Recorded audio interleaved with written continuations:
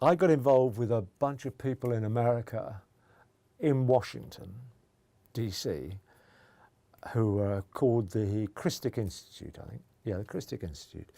And they were a fascinating bunch, although there was a religious affiliation which made me a little nervous, but their research was extraordinary. And they were suing this guy, Theodore Shackley, for his involvement in the cocaine trade between Guatemala and the southern states of America. And he was quite an important player in that, Theodore Shackley. And Theodore Shackley was station chief in Vietnam. So you obviously think about, well, what's the drugs in Vietnam? And that was heroin and from the opium poppy. So he was the pivotal character. So I started looking into the relationship between the CIA and the heroin trade, of which there's a copious amounts of information. As I said, there was a feature film made called Air America, which Mel Gibson, I think, was in it. And that touched on it, how the CIA were involved largely to ingratiate themselves with a tribe who knew the route that the Viet Cong were taking as they came on their route to North Vietnam through Laos. And so that was the reason, supposed reason for them ingratiating themselves with the Hmong. But obviously the amount of money and the goods involved turned Theodore Shackley and his Thomas Clines, his assistant, into serious big-time drug dealers. And they were involved in the fabrication of the incidents in the Bay of Tonkin, which justified America seriously escalating the involvement of the American military in that part of the world.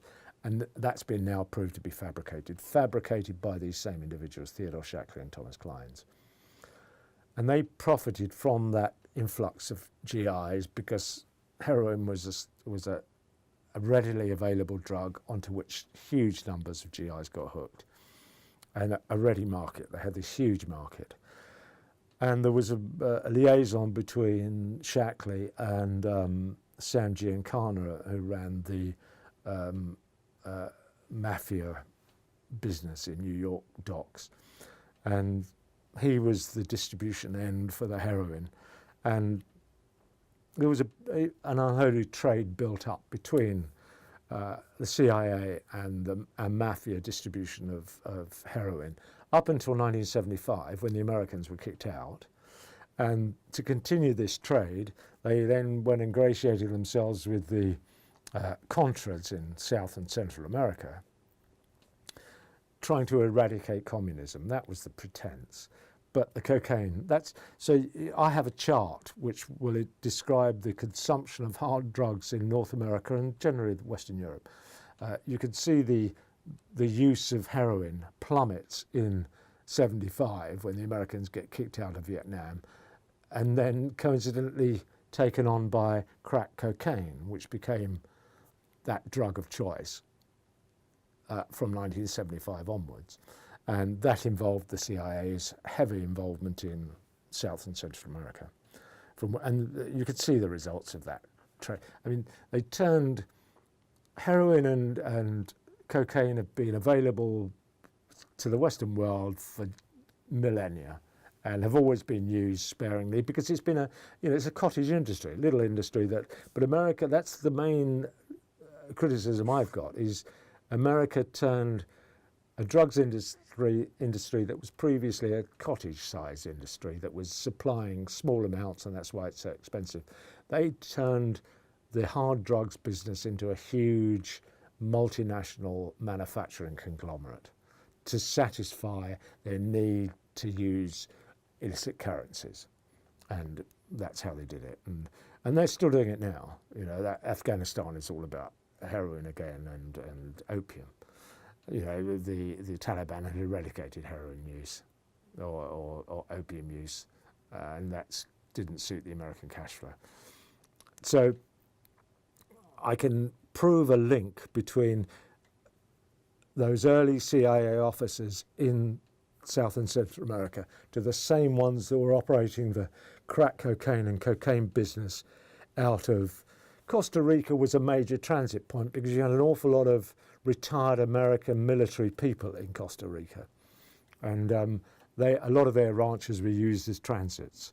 And I've got several CIA officers, pilots, who describe the trade, how they would take arms down and drugs back. And that was because it was largely created by Reagan after the Church Commission investigation into the Contra, into the financing by the Americans of the Contra rebels, who were right-wing thugs who were murdering everybody. And Congress decided to outlaw the funding. And the only way to that funding to continue was to do it through the drugs trade. And that was run by Oliver North, was a major player in that, who we all know about.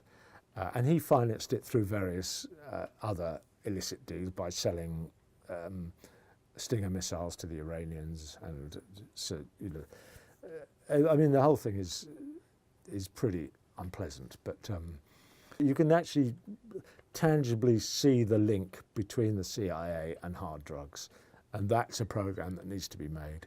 And there's a lot of evidence to prove that that exists. So that is a program we'd love to be able to make. It's very unpopular with the mainstream broadcasters and media and establishments because they don't want to know this story. You know, they like themselves to be whiter and white, and they like to give the impression they're on the side of democracy, but anything but, anything but.